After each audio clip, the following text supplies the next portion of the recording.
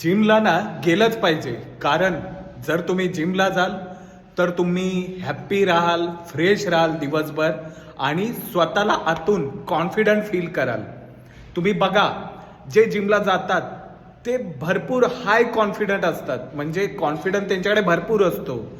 आणि ज्या ज्या लेडीजला किंवा स्त्रियांना वाटतं की जिम आपल्यासाठी बनलेली नाहीये, तर हा गैरसमज आहे, तो दूर करा.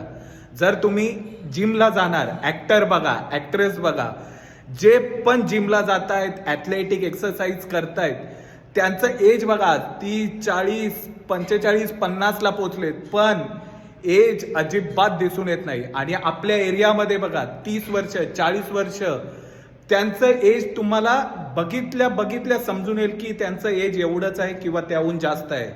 तर एज जर तुम्हाला रिव्हर्स करायचं असेल तर त्यावरती एकच उपाय आहे, तुम्ही जिम करा, एक्सरसाइज करा.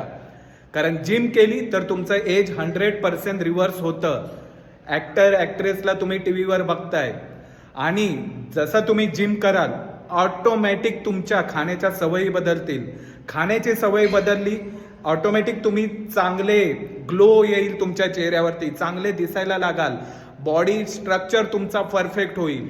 आणि त्यानंतर तुम्ही कपडे जरी ब्रँडेड घातले नाही, 200 रुपयाचं टी शर्ट जरी घातलं तरी ते ब्रँडेड टी शर्ट वाटेल तुमच्या बॉडीवरती. त्याच्यानंतर तुम्ही चांगल्या गोष्टी, चांगल्या लोकांमध्ये हा कॉन्फिडंट राहायला लागाल.